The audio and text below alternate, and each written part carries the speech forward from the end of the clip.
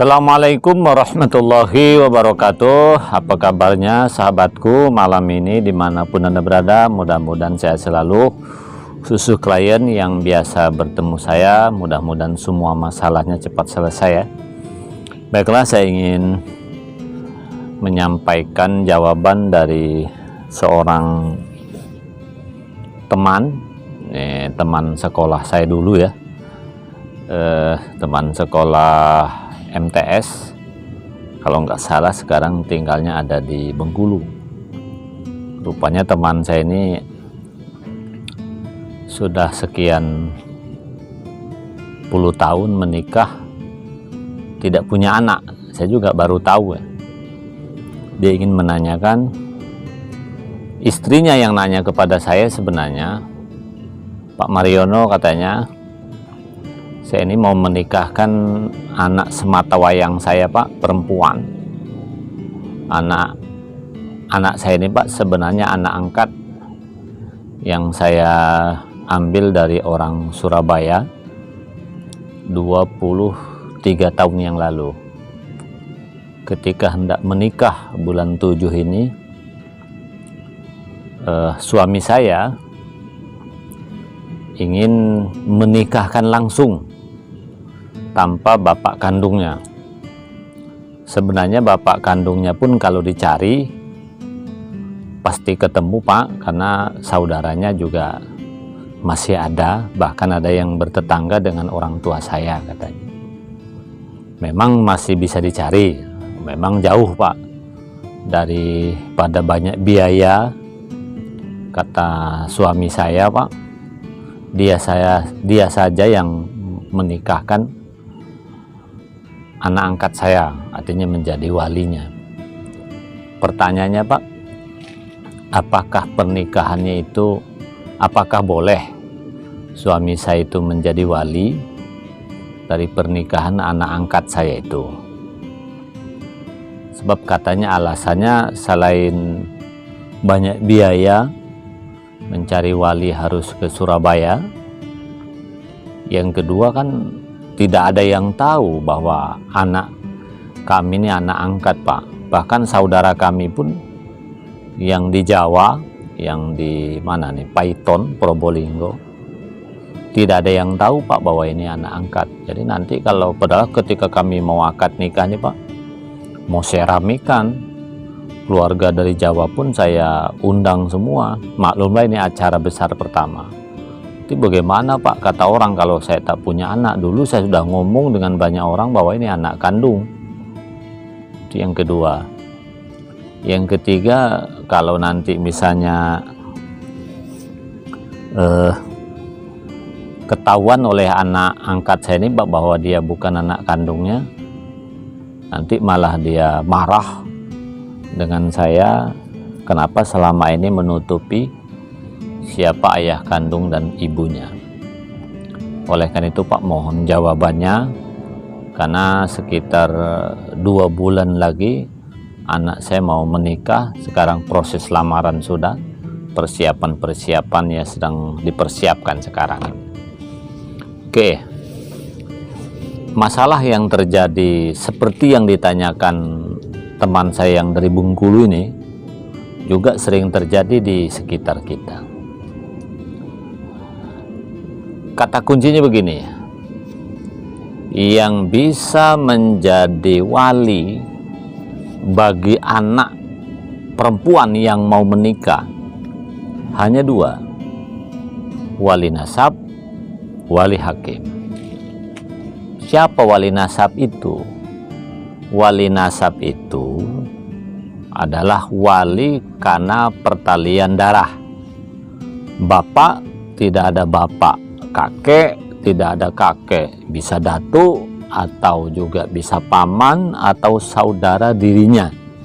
Kalau mau diurutkan wali itu ada sekitar 21.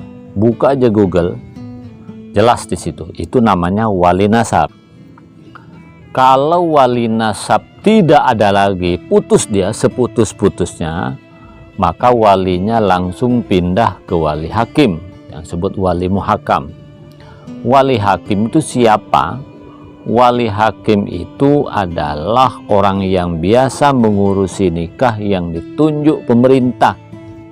Di Indonesia, Kementerian Agama atau peraturan atau undang-undangnya itulah penghulu atau kepala KUA yang ada di setiap kecamatan se-Indonesia. Hanya 2 itu saja. Ya, lalu kalau misalnya bapak angkat, apakah boleh menjadi wali? Tidak boleh. Kiai boleh menjadi wali? Tidak boleh. Orang hafal Quran, orang alim, apakah boleh menjadi wali? Tidak boleh. Jadi kepada teman saya yang bertanya ini, jadi poinnya pahami dulu, yang bisa menjadi wali itu hanya wali nasab yang ada kaitan darah dengan bapaknya, dan kalau itu putus maka pindah ke wali hakim atau wali muhakam tadi. Lalu kalau bapak angkat, bukan. Makanya kita kalau mengangkat anak angkat itu kan sama dengan anak memelihara anak yatim. Anak angkat tetap anak angkat bukan anak kandung, maka berlaku hukum sama dengan orang lain. Yang saya maksud berlaku hukum sama dengan orang lain itu, satu, ya, anak angkat itu bisa batal wudhu kalau kita bersentuhan dengannya. Misalnya kita suami menyentuh anak angkat berjenis kelamin perempuan, ya batal, karena anak angkat bukan anak kandung, dia sama dengan anak orang lain. Anak angkat juga berlaku hukum maksiat kalau kita melihat auratnya, karena anak angkat bukan anak kandung. Bahkan anak angkat itu juga bisa dinikahi oleh bapak yang mengangkatnya. Kalau laki-laki bisa nikah dengan ibu yang mengangkatnya, karena anak angkat bukanlah anak kandung. Bahkan anak angkat ini juga ya tidak berhak mendapatkan warisan sebagaimana anak kandung. Tapi kalaupun toh orang tua yang angkatnya mau ngasih, boleh saja, tapi namanya hibah. Hibah itu pun tidak boleh lebih dari 1/3. Nah, lah, tadi kan ada yang menanyakan kepada saya, Pak, kalau misalnya nanti menggunakan wali nasab, saya kan harus keluar biaya, kan rumahnya di Surabaya, keluarganya ada, ya, tapi saya nggak tahu bapaknya ada apa tidak, tapi keluarganya ada, Pak, saya tahu. Lah, begini, ini kepada yang bertanya ya, dan kepada kita semua ya, jangan terlalu banyak alasan. Perhatikan, pertimbangkan resiko dosa yang akan ditanggung seumur hidup, bahkan masuk ke dalam liang kubur nanti. Contoh, kita tahu bapak angkat tuh tidak bisa menjadi wali, kok nekat menjadi wali? Coba bayangkan, nanti anak angkat kita ini sudah nikah menggunakan wali yang salah, kan tidak sah nikahnya. Rukun nikah itu kan ada 5, salah satunya adalah wali. Pernikahan tidak menggunakan wali yang benar, yang sah, itu pernikahannya juga tidak sah. Otomatis rukun nikah itu ada 5 ya, 1 tidak ada, salah satunya wali ini atau walinya salah, ya tidak sah nikahnya. Loh, kalau misalnya jauh, misalnya, ya silahkan larikan ke wali hakim. Itu pun saya sering mengingatkan kepada siapapun yang ingin menggunakan wali hakim di Pak KUA, cari dulu walinya, lacak dulu. Kalau betul-betul tidak ketemu, putus putus ya silahkan ke wali hakim Pak KUA.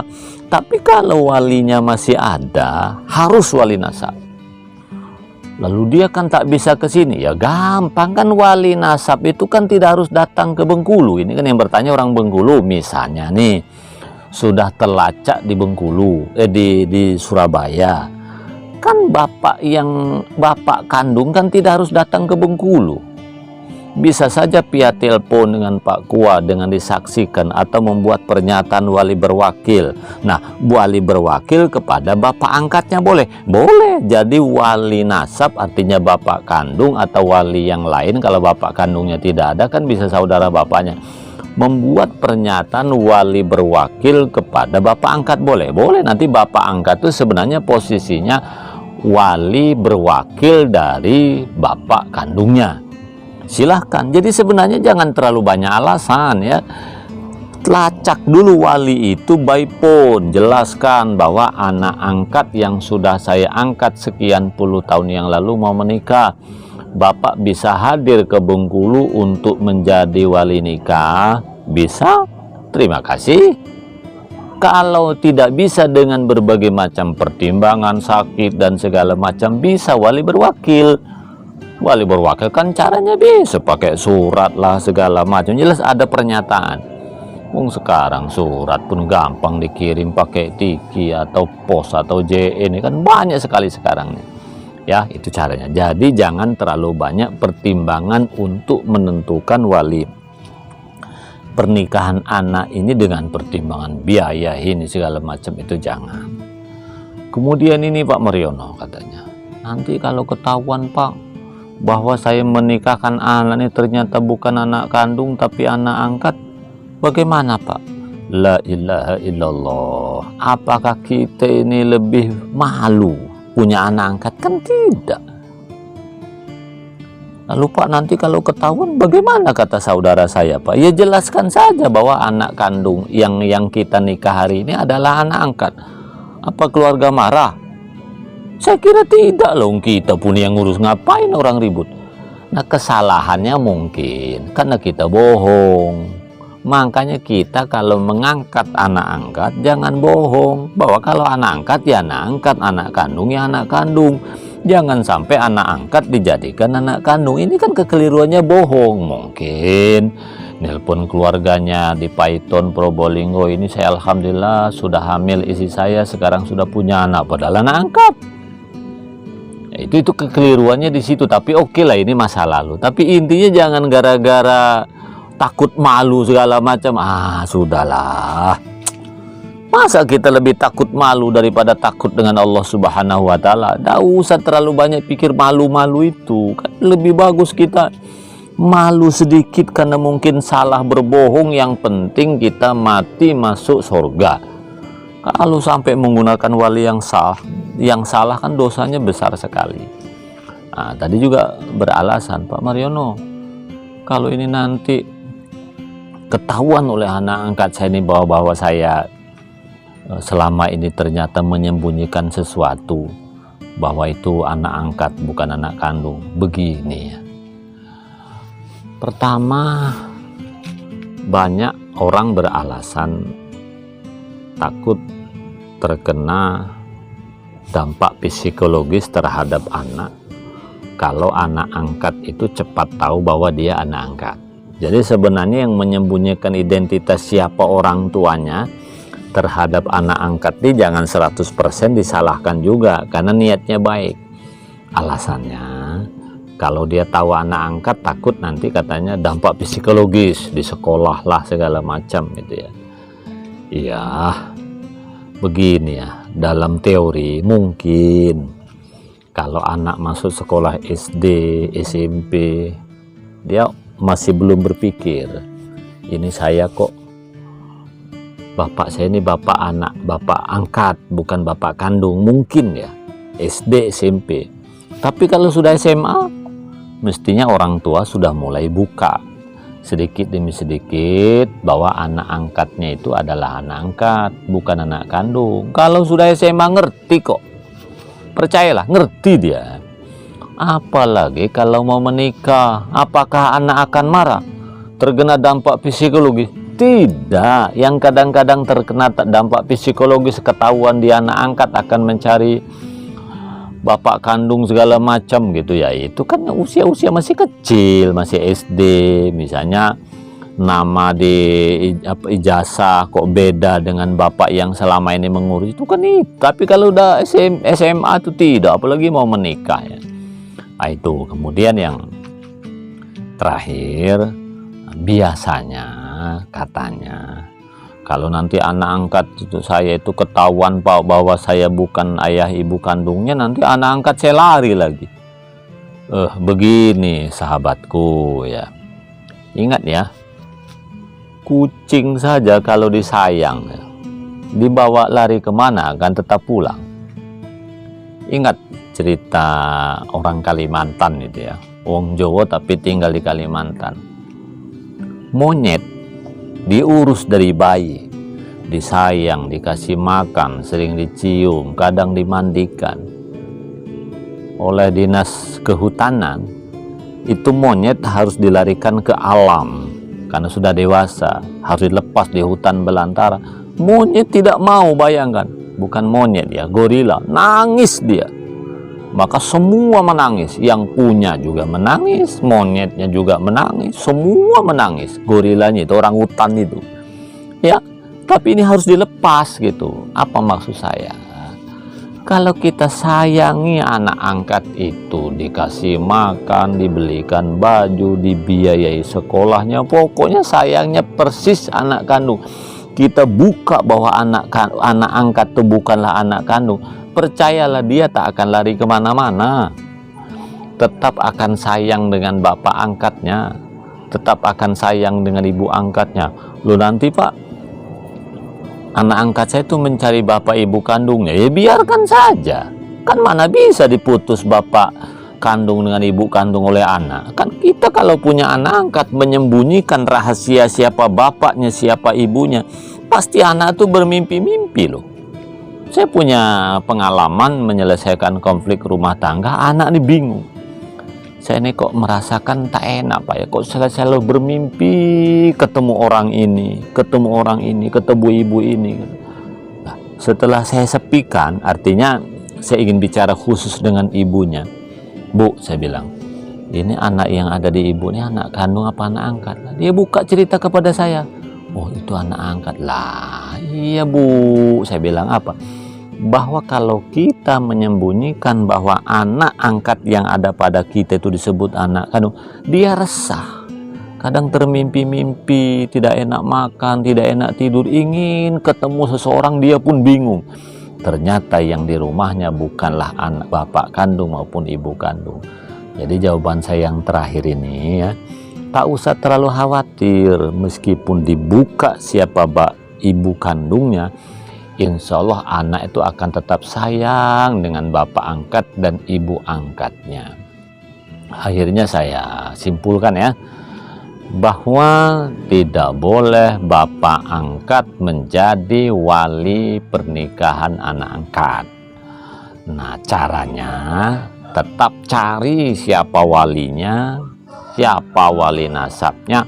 Kalau betul-betul ketemu, dia bisa datang lebih bagus, tak datang juga bisa wali berwakil. Kalau benar-benar putus, silahkan pergi ke penghulu atau Pak Kua, di semua kantor Kua dia bisa menjadi wali hakim. Clear ya?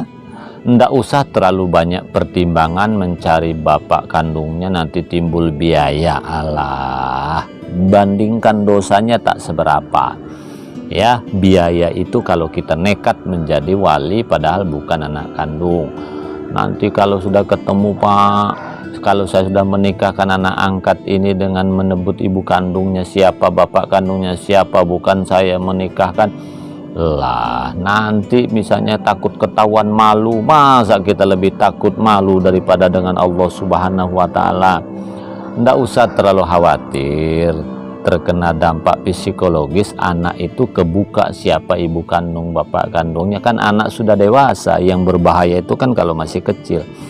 Kemudian yang terakhir tadi, insya Allah kalau anak itu disayang ya, disekolahkan, semuanya dicukupi, tak akan pernah melupakan bapak angkat dan ibu angkat. Yang kadang-kadang meninggalkan bapak angkat, ibu angkat, lari kepada ibu kandung, bapak kandung, ya karena ibunya mawanya marah, bapaknya keras, tidak disayang, makan pun kurang-kurang, marah aja bawaan, ya larilah anak itu. Kalau disayang, percayalah tidak. Cukup jelas ya sahabat saya yang di Bengkulu nih, mudah-mudahan ada manfaatnya ya. Cukup sekian, assalamualaikum warahmatullahi wabarakatuh.